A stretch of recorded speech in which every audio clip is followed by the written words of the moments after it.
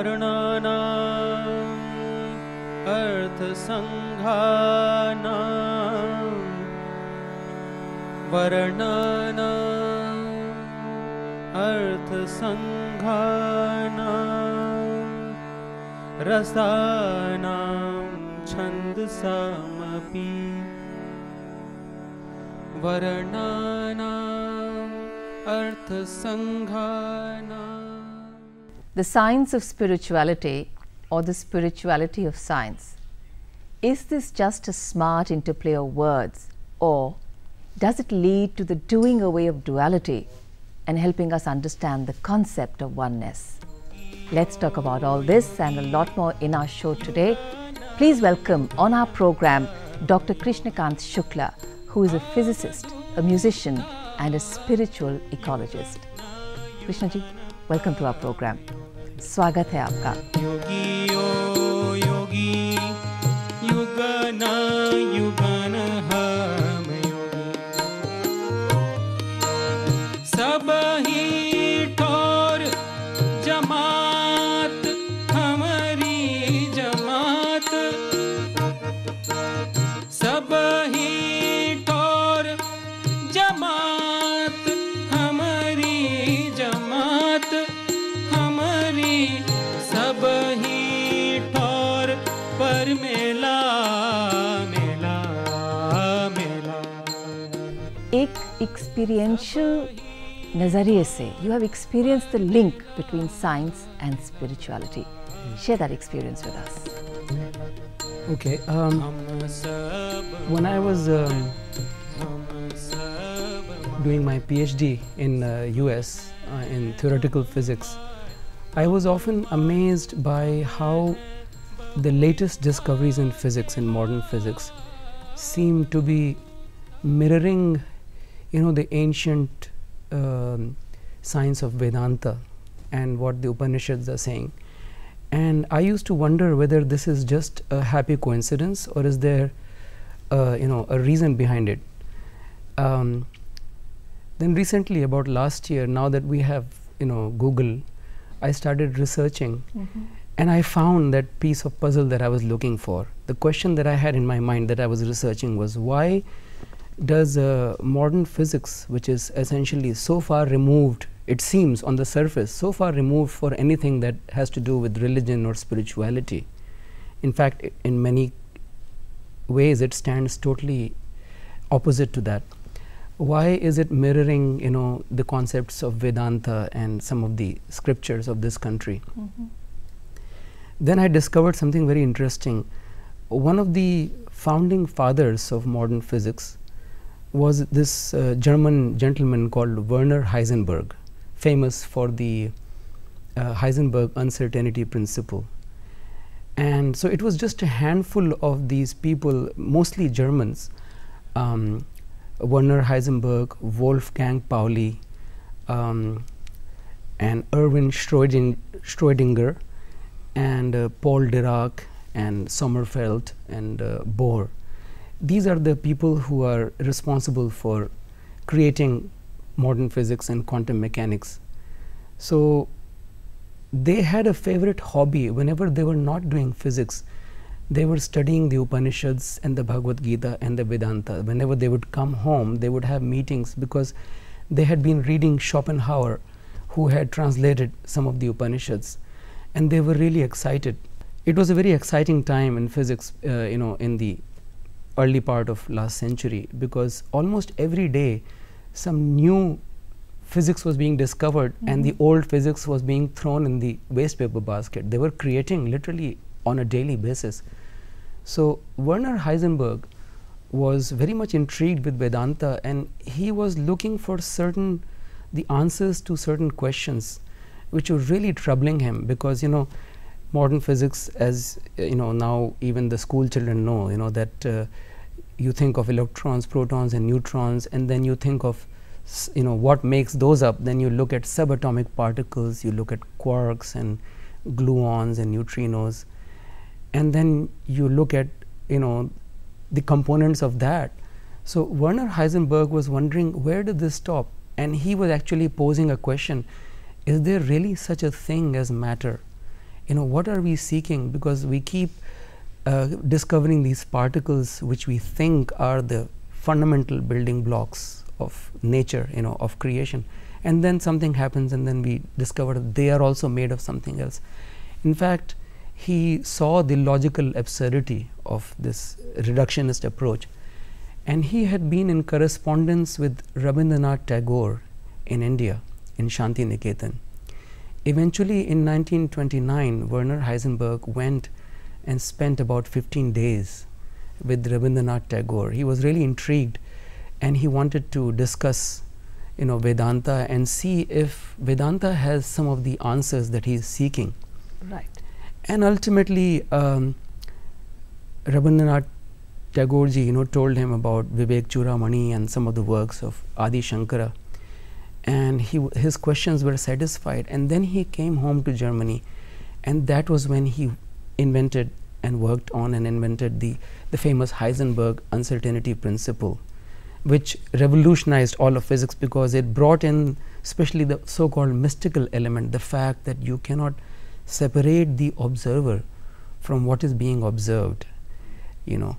So this answered my question. I was wondering, how come physics mirrors Vedanta? And the answer was, these early German pioneers, they seeded the physics with the Vedantic concepts, of consciousness and the lack of differentiation between the subject and observer. But the challenge, Krishnaji, today is that earlier, if you were trying to understand science through the context of spirituality, yes, now we are trying to understand spirituality through the context of science. It's a challenge. The main thing is that the main hurdle in trying to understand spiritual concepts through the framework of science is that science is basically a theology of matter. There is no room in science for, the spirituality deals with concepts of divinity and God and consciousness, sacredness, etc. These are very subjective ideas. I think also subjective, and it's also about uncertainty. So Yes. there is an uncertainty in how we understand it, though the final result is fairly certain. So I think that concept of uncertainty moving into physics, again you have to translate it into something which is more concrete to be able to understand. And the transition from something which is intangible Yes. to tangible, we've not been able to bridge that in our heads, that how tangible and intangible are so brilliantly interlinked. Yes, yes. Actually, one of the ways of becoming mystical in the modern world is to go deep into physics, because when you really understand physics and go to the boundary, then you realize how tenuous all these concepts of physics are.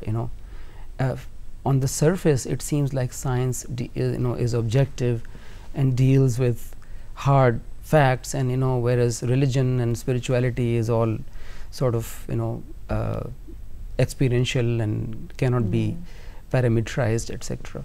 Right. But physics actually is in the same category. In fact, the surprising thing for me was to see that science and religion actually are not very different. In fact, physics, which is at the heart of modern science, is actually a type of religion itself, because it relies heavily on faith. The element of faith plays a very important role, Right. So That's absolutely true. yeah. And somehow also for you, in your personal experience, you've linked your element of faith has come from music, and that's how it helps you Yes. transcend one and maybe blur the boundaries or remove the boundaries between the two. Yes. Yeah. So what was it that, how was it that music came to play such an important part in your life? Music, in a way, when you're trying to understand or interact with the world, one often comes across situations where you cannot really express it in words, and then poetry, painting, and the arts are they become very relevant, and then sometimes even words fail, especially in the word of feelings, and this is where science has to step down, because you know, how do you, we all know that we are thinking and feeling beings, but how do you represent them scientifically? There is no way. In fact, there is no proof. If you use the scientific measures, there is no proof that such things as thoughts and feelings even exist, but they exist, you know. And they communicate with a different language, and I think science doesn't have that language. Right, right. Science has still a long way to go. In fact, very interesting that Einstein, not too long before he died, he was being interviewed. I think it was by Der Spiegel magazine, and they asked him a very interesting question. They said, you know, do you feel that, like some of the other physicists, do you feel that everything that we need to learn has been already discovered now that quantum mechanics is there and it seems to explain everything? Do you think there's still something left to be discovered, or we've discovered everything? And he gave a very interesting answer. He said, oh, I think there is still a lot to be discovered. There's still a lot of mystery to be uncovered. But he said the scientist of the future would have to be a man of enlarged perception, which I thought was very interesting, because this is the whole point of view of yoga and spirituality and meditation, etc. All these spiritual you know, disciplines, is to be a person of enlarged perception. A yogi can hear more, you know, has more clarity of mind, so he can perceive. He's a better perceiver than the average person, because he has cleaned up his instruments of perception, you know. Right. So in many ways those links are, you know, physics itself, if you are following it, you know, without any agenda, and if you are really, you know, to me science is basically a search for the truth, a fearless search for the truth. That this is my own personal definition of science, and this is also the aim of the spiritual, the authentic spiritual traditions of the world. Actually, duality is to help you understand oneness. हम सब my, सब हैं हम my, हम हैं बहुरी अकेला अवधूता, युग ना युगन हम योगी. When you say something is a particle and a wave, now a particle is something totally localized in space. We say that it has 0 dimensions. It's totally, you know, localized here. But a wave is spread out over the whole universe, you know. So right here you see, you know, the integration of the infinite. Now how this mirrors Vedanta, because in the Rig Veda and Isha Upanishad, there is a very beautiful shloka. It goes, Om Purnamada Purnamidam Purnat Purnamudachyate Purnasya Purnamadaya Purnameva Vashishyate, which has a beautiful meaning. It says that, with a capital T, the ultimate reality, that is infinite and complete.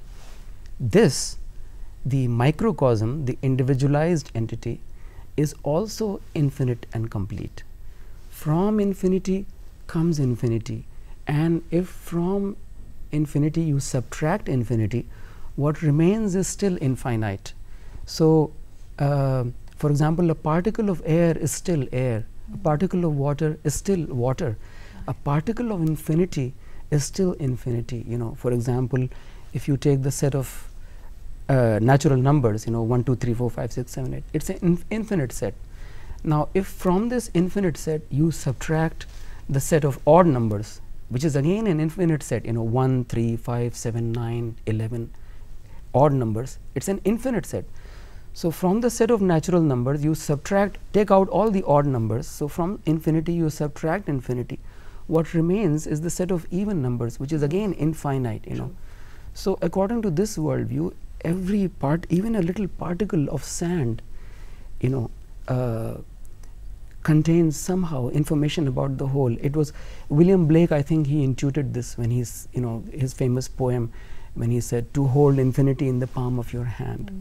That means infinity is the true nature. Yes, yes. So we are all, I mean, this has far-reaching implications. We are all infinite beings. We don't, you know, our greatest limitations are those that we impose on ourselves, you know. Because we can't see. We can't see, That's and it. we don't see our real nature. We see what we are told by parents and authority figures in society, etc. Krishnaji, when we talk of music, music for many of us Yes. is about rhythm and melody Yes. and soothing, anything which is soothing to the ear and helps us relax. Yes. But actually you're saying that somewhere the connect is deeper with devotional music. Yes. That has a different sensibility. Uh-huh. Share that with us. Yes, you know, this comes from many angles. In ours, the scriptures in India, there is a beautiful Mahavakya, a statement. It says, Swar Mata Leh Pita. The melody is the mother and the rhythm is the father, you know. And, you know, music, my guru, Baba Ali Akbar Khan, with whom I studied in California, very casually in one of the classes, he said, बेटे ये जो सारे gamma पधा नी है ये महामंत्र है, and he said all the scriptures of the world are there, you know, embedded in this mantra, in the sare gama pada ni.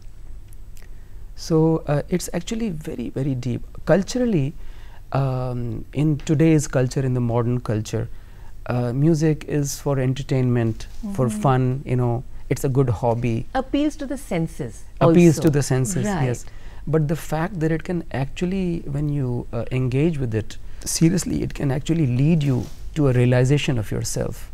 काची छे काया थारी काची छे काया थारी झुटरी से माया राम काची छे काया थारी काची छे काया थारी झुटरी से माया राम झुटरा सा लेख लिखाया Ram Ram. We're going to go in for a short break. When we come back, we'll talk about your journey vis-a-vis taking devotional music to a larger group, helping people understand the true power of music, devotion, science Yes. and spirituality all together. Yes. And of course some more sharings and learnings on, you know, Kabir. Kabir is a huge, beautiful, wonderful figure for Yes. many of us. People also say that a lot of what he's written is about the coming together of a lot of thoughts, you know, and Yes.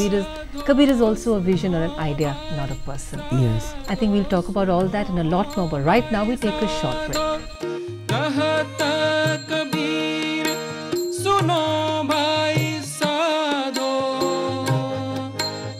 नाही न कोई इच्छा इच्छा इच्छा इच्छा अपने ही मढ़ी में अपने ही मढ़ी में आप में डोलूं डोलूं खेलूं सहज स्व इच्छा अवधूता युग न युगन हम युग.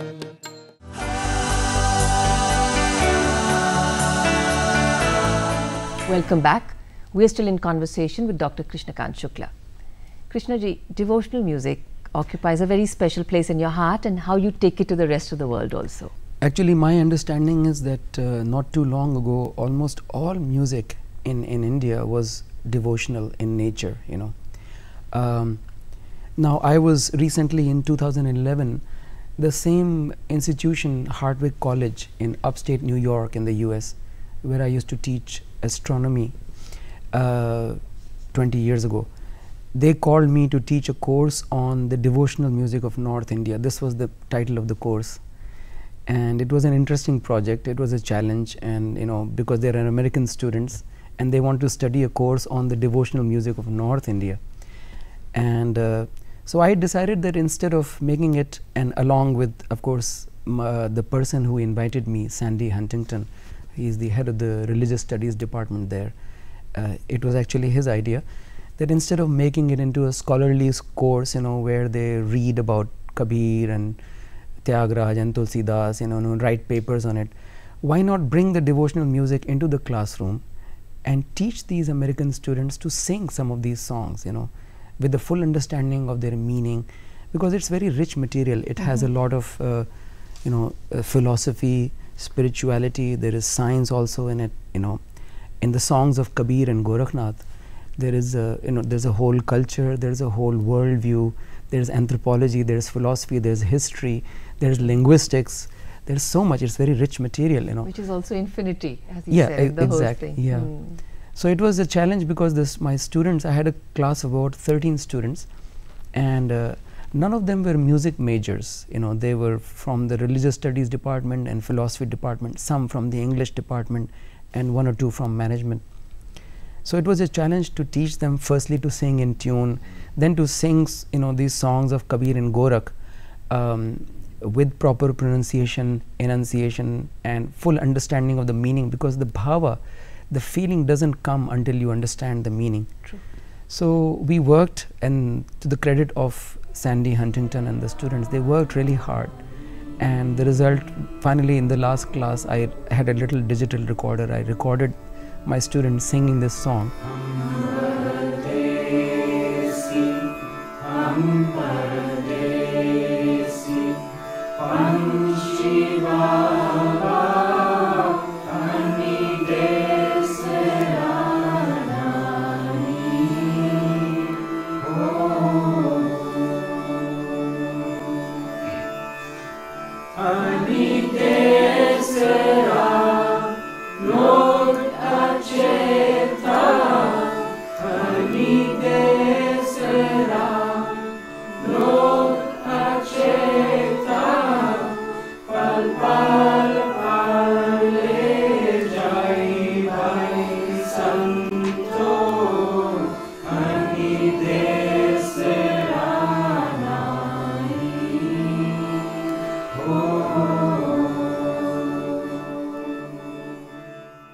This song that these students were singing, the words are Hum Pardes, is by Kabir. Hum Pardesi Panchi Baba, Ani Desara Nahi, Ani Desara Log Acheta, Pal Pal Parle Jai.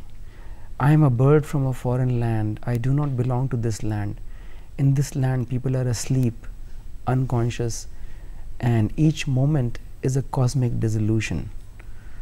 Pralay, Parpal, Palpal, Parle Jai, which is a beautiful idea, because each instant this universe is dissolving, never to return. This instant which we just lost will never come back. So Pralay is going on at every second.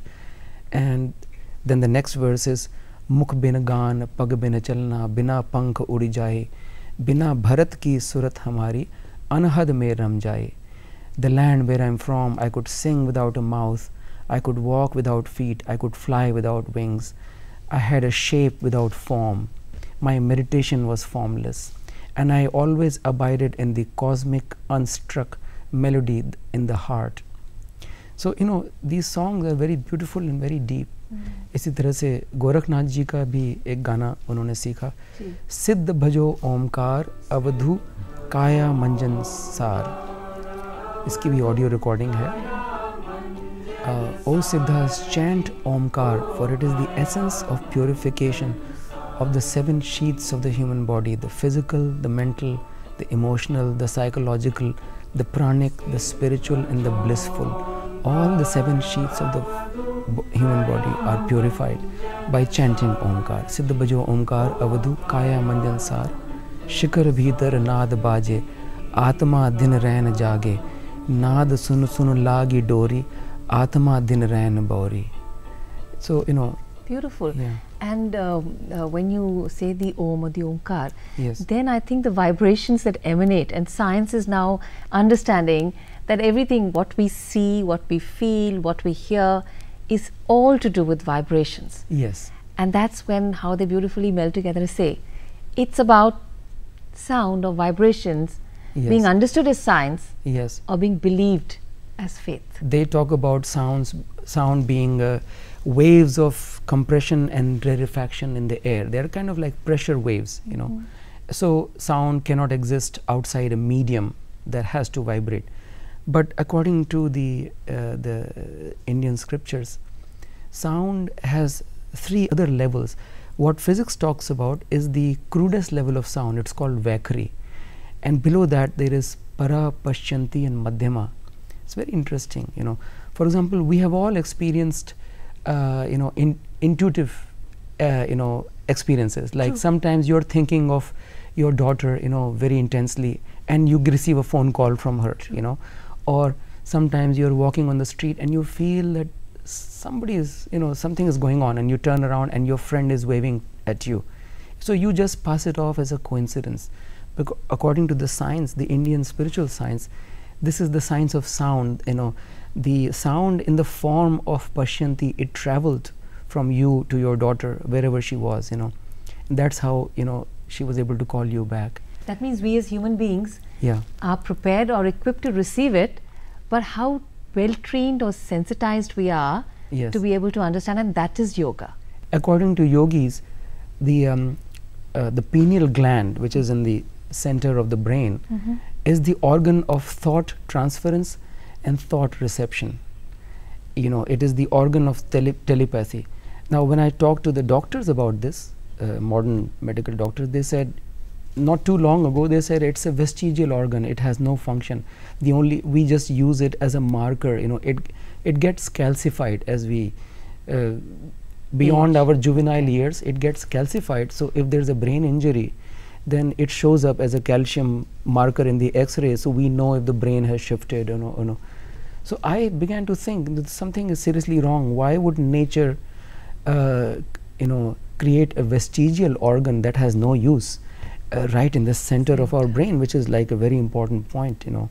My mother is a doctor, and so she had told us that when she was very young, when she was a little girl, she was about 10 or 11, she remembers her grandfather used to go to the edge of the forest on every Nag Panchami, and he used to call the snakes. He used to make a particular sound, and he would call the snakes, and she said that the snakes would come out, you know, sometimes 5 or 6 from the forest. Then when I was studying biology in modern school, New Delhi, our biology teacher told us that snakes are deaf, you know, they don't have any ears.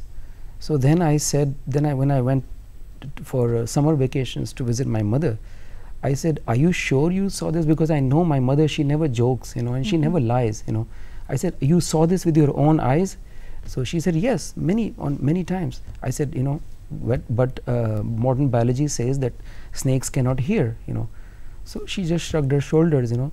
Then I found the answer in a you know, yogic text, you know, and actually when they talk about the pineal gland, because snakes have a very well developed pineal gland. Snakes and cats and human babies have a very well developed pineal glands. All of them are known for their intuition, you know.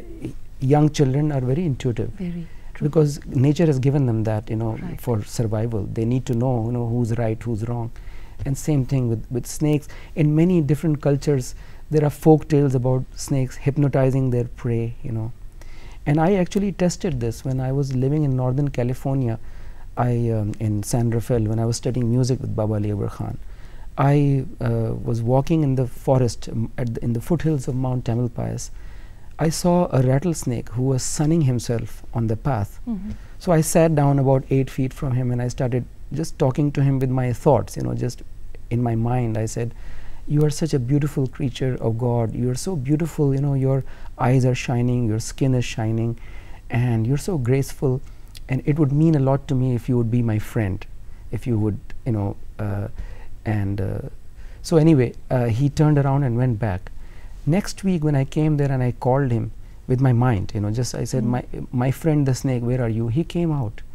And then third week the same thing. So then I went and told a friend of mine, I said, look, I made friends with the snake and nobody's going to believe me. They think I'm crazy. So somebody has to witness this, you know, otherwise they'll think that I'm making this up. So she came with me, and she said on the way, she said, look, maybe the snake lives somewhere else on the other edge of the, maybe he just lives there and he goes in and out. So it's good if you call him from some other place. Okay. I said, that makes sense. So then I went there and I called him. It took him 15 minutes, but he came out, you know.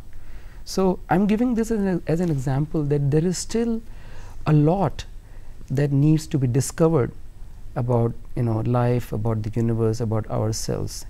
And science, you know, I'm a scientist and I have a lot of respect for science, but to think that science in its present form has all the answers, and anything that lies outside the boundaries of science is all superstition, and it's all, you know, obscuranticism. I don't subscribe to that view, you know. Every day, old myths are being broken. Yeah. New studies are coming forward to actually help us believe what somewhere which we knew. Yes. So what is that somewhere which we knew, and how? I think these are very exciting times, especially when there's such a greater openness in people to believe and say, okay, let's see, let's understand differences, and I think that is also very exciting. Yes. Yeah. You know, I mean, traditional knowledge, something that has been people have been following for thousands of years. I don't feel that I have the, you know, that it's good to dismiss it. You know, a lot of people, as a result of modern school and college education, they tend to dismiss this. You know, what are you really saying? You're really saying that you are smarter than these 100,000 generations that came before you. You know, there are millions of examples. Eating with hands, you know, it's considered unhygienic. People in village India, even today, they eat with their hands. Now Harvard Medical School is saying that there are brain cells at the tips of the fingers, and the process of digestion actually begins with the fingers. When you touch the food, signals go directly from your fingers, you know, to your liver and etc. So many of these practices and beliefs and faiths, you know, of traditional societies, when you really have an open mind, and when you're not sort of conditioned by modern education to look down on all these things, then you find that they're actually very scientific, you know. Moving back to, you know, role models, inspirational figures, you have a very, very special relationship with Pandit Kumar Gandharv. Share that with us. Yes, you know, when I was studying physics first in St. Stephen's College, Delhi, and then I was doing my PhD in University of Buffalo, I had met Pandit Kumar Gandharv only once in Kamani Auditorium in 1979. He gave a beautiful performance, and I was completely, you know, Bowled over. Yeah, bowled over completely. Okay. So I had a deep love for his music, and especially his Nirgun bhajans. You know, he did this very interesting and revolutionary thing of bringing, you know, Nirgun bhajans to the classical stage. Basically, Kumarji's music had been tugging at my soul, you know, and so I wrote a letter to him on the advice of my mother. She said, well, if you love his music so much, why don't you write to him? Beautiful advice. I have to thank my mother for that. So I wrote a long letter to him from America, from Buffalo, and I wasn't expecting a reply. He's such a, you know, big man. But then on Guru Purnima in 1989, I called him, and I said, this is who I am. So he said, oh yes, yes, I got your letter, very nice, thank you. Because in that letter I had told him that when I finish my PhD, I want to come and study music with you, even though I don't have any of the qualifications. But using the language of David Copperfield, you know, without a scrap of courage, but with a great deal of desperation. I had written to him, I said that it would mean a lot to me, even if I can study with you for a month, you know, it would mean the world to me. So in that phone, that crucial phone conversation, he said, yes, okay, I have read your letter, very good. You come, there is a room here, you can come and stay and you can study with me. So I said, today is Guru Purnima, I consider myself your student and I'm touching your feet. He said, yes, yes, okay, my blessings to you. And so it was all set up, you know. But then in 1991, when I just finished my PhD and I was talking to the travel agents to go to India, I found out that Kumarji had left his body, you know. So then I was shattered. Then for a couple of years I went and studied music with Baba Ali Akbar Khan. Then I went to India and I actually went to the village of Kumarji, Sulebhami in Karnataka. And there's a small Shiva temple where as a child and as a young man he used to practice his music. So I took the soil from there, put it in a little box, brought it to my home in Varanasi, and then I started doing the Eklavya sadhana. You know, I started listening to all the tapes of Kumarji, deconstructing his music, trying to understand it intellectually and in other ways, and trying to see what I could learn from it. So I sort of remained his disciple, and you know, I appealed to his his soul to guide me, which he did.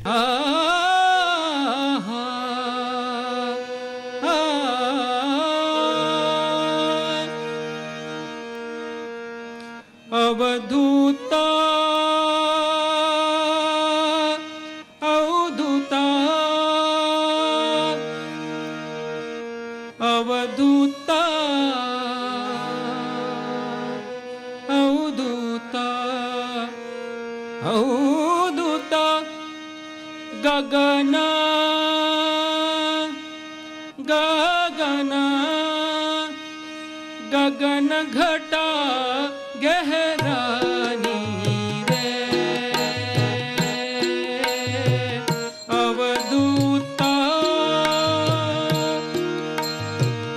पश्चिम दिशा से उलटी बादली पश्चिम दिशा से उलटी बादली रुमझुम बरसे मेहा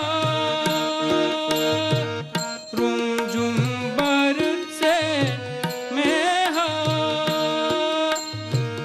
उठो ज्ञानी खेत संभालो उठो ज्ञानी खेत संभालो बहन से रहेगा पानी अवधूता अवधूता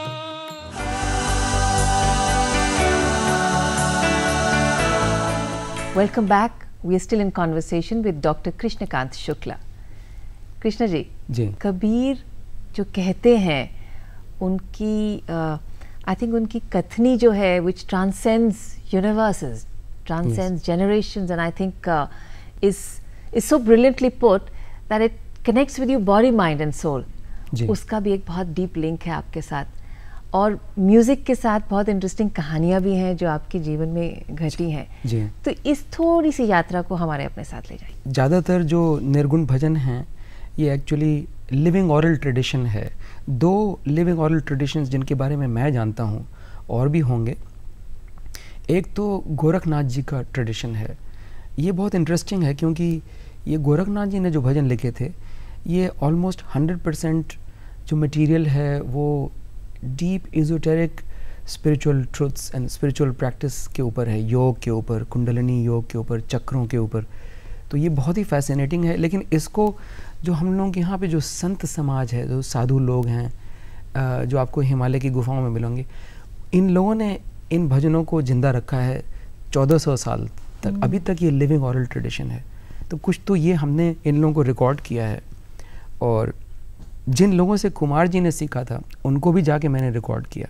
और कबीर जी का 600 साल पुराना ऑरल ट्रेडिशन है. और ये भी कबीर जी, क्योंकि वो एक साधु तो थे ही, लेकिन वो सिर्फ साधु नहीं थे, वो एक गृहस्थ भी थे. उनके वाइफ थे, उनकी फैमिली थी, और वो जो है एक जुलाहा थे. तो उन्होंने बहुत सारे भजन उनके जो हैं, जो कॉम्पोजिशंस हैं, वो सामाजिक they are social commentaries on very revolutionary social commentaries, तो जो कि गोरखनाथ जी के भजनों में नहीं है. तो इसलिए कबीर जी का एक टोटल अगर उनके जो सोशल पद हैं और जो उनके आध्यात्मिक पद हैं इनको ले लिया जाए तो काफ़ी लार्ज उनका. Actually there are approximately 2000 songs that are attributed to Kabir. तो एक बार क्या हुआ कि सन 2000 की बात है, जो भारत सरकार का रेल मंत्रालय है वो कबीर जी की 600th बर्थ एनिवर्सरी सन 2000 में थी, उसको सेलिब्रेट कर रहा था. तो उसके लिए उन्होंने बनारस में, जहाँ कबीर जी रहते थे, उनके अडॉप्टेड पेरेंट्स थे नीरू और नीमा, वहाँ पे वो रहते थे और वहीं पे अपना जो है वो वीविंग और करते थे. तो अपने फैमिली के साथ रहते थे. तो वहाँ पे इस समय कबीर चौरा एक मठ है, और कबीर जी का उनका जो है वो ताना भरनी, उनके इंस्ट्रूमेंट्स और वो सब रखे हुए हैं वहाँ पे. तो उस लोकेशन पे रेल मंत्रालय ने एक प्रोग्राम का आयोजन किया था, और वो मेरा ही वहाँ पे प्रोग्राम था कबीर के भजनों का.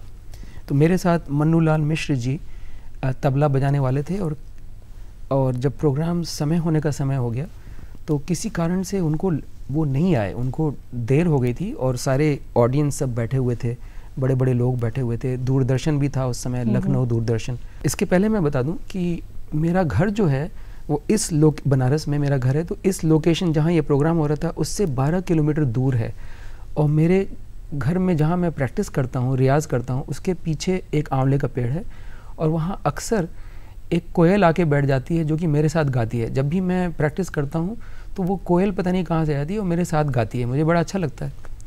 अब ये 12 किलोमीटर दूर ये प्रोग्राम हो रहा था, तो जब मैंने अनाउंस किया कि मेरे साथ कोई गाने वाला नहीं है, तो ये कोयल आके बैठ गई वहाँ पे, और वो जितने देर मेरा प्रोग्राम हुआ, बाद में मनु लाल मिश्र जी पहले गाने के बाद वो भी आ गए, लेकिन वो कोयल गाती रही। तो ये भी रिकॉर्ड हो गया है वो दूरदर्शन में, और इसको एक्चुअली वो लोग हर साल इसकी क्लिप दिखाते हैं जब कबीर की जयंती होती है। तो इस तरह से ऐसे भी 2-3 मेरे एक्सपीरियंसेस हैं जिससे कि ये मुझे लगा कि ये संगीत जो है, ये ख़ास तौर से ये जो संतों का जो संगीत है, ये प्रकृति से एकदम जोड़ देता है, नेचर से। You can not not be a nature lover and have a deep connection with nature. Indian classical music, in particular Indian devotional music, will connect you totally with nature, you know.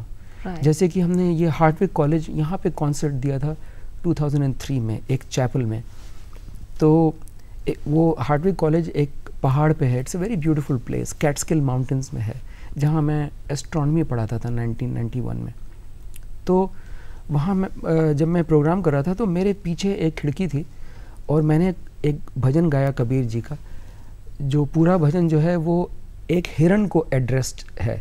हिरना समझ बूझ बन चरना, एक बन चरना, दूजे बन चरना, तीजे बन पग नहीं धरना, तीजे बन 5 पारधी उनके नज़र नहीं पड़ना, तोहे मार तेरो मांस बिकावे, तेरे खाल का करेंगे बिछौना। ये हिरण, क्योंकि हिरण हमारी जो मासूमियत है, हमारे अंदर जो बचपना है, जो हमारी इनोसेंस है, जो हमारी प्योरिटी है, जो हमारा जीव है, जो हमारा सोल है, उन सब का प्रतीक है हिरण। बड़ा इनोसेंट होता है, लेकिन वो इधर उधर जाके क्यूरियोसिटी से वो चला जाता है and it gets into trouble. वो तो 5 पारदी तीजे बन में, मतलब कि तुम 3 जो फॉरेस्ट हैं उसमें तुम घूम सकते हो, जो डीप मेडिटेटिव वाली स्टेट है, जो ड्रीम स्टेट है। लेकिन जो तीसरा बन है, जो ये वेकिंग वर्ल्ड है, जो ये दुनिया है, ये बड़ी ख़तरनाक जगह है।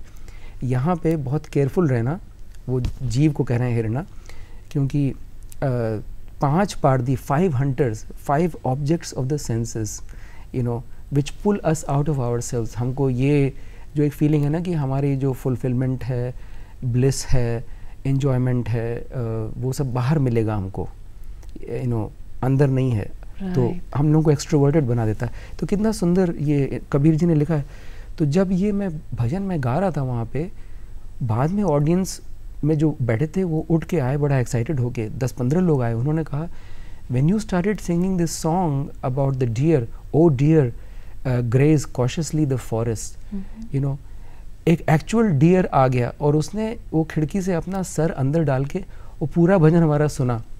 ये पूरी ऑडियंस ने देखा उसको। And when I finish this song it went away. तो इस तरह के just Krishna ji hum this for us, this song, it will lovely to listen. हिरना हिरना हिरना हिरना, हिरना समझ बूझ बन चरना, हिरना हिरना, एक बन चरना, एक बन चरना, दूजे बन चरना, तीजे बन पग नहीं धरना, हिरना हीरना। बहुत ही आपका एक फरिश्तों का रिश्ता है with the Ganga, and it is so devotional, and you see it is beyond, much beyond a river. Banaras के आप रहने वाले हैं जी। तो इस रिश्ते के बारे में बताइए। गंगा के बारे में अब देखिए, साइंस की एजुकेशन से जो मुझे सीखने को मिला तो बहुत सारी चीज़ें साफ़ हो गई, जो कि लोग भावात्मक तो हैं, गंगा माँ है, लेकिन जो बेसिक चीज़ें हैं लोगों को नहीं समझ में आ रही हैं। तो गंगा अपने आप को साफ़ कर लेती है, लेकिन जब उस पानी में आप डीडीटी एंड क्रोमियम कंपाउंड्स जो कानपुर की टैनरी से जा रही हैं फ्लो करके, और जो मॉडर्न एग्रीकल्चर है, जो इंडस्ट्रियल एग्रीकल्चर है, जिसमें DDT, polychlorobiphenyls, mercury, dioxin, lead compounds, organophosphate. So she doesn't know what to do with all this. ये जो जाते हैं गंगा जी में, तो ये गंगा के सफाई कर्मचारियों को मार देते हैं। उसके जो फिश हैं, जो टर्टल हैं, ये ख़त्म हो जाते हैं। तो real problem is the modernization and urbanization and industrialization and technology. These are what are killing the Ganga. This is the way any river actually in the world dies, Krishna ji, thank you so much. I think very insightful points. I think beautiful blend of science, spirituality, passion, caring and sensitivity. Thank you for bringing all that to our show. Wish you all the best. Thank you very much, Gouran ji. Thank you. Bye-bye. घट ही में गंगा राम, घट ही में गंगा राम, घट ही में जमुना राम, घट ही में गंगा राम, घट ही में गंगा राम, घट ही में जमुना राम, घटरी में तीरथ नहाया राम राम राम, घट ही में तीरथ नहाया राम राम राम। काची हो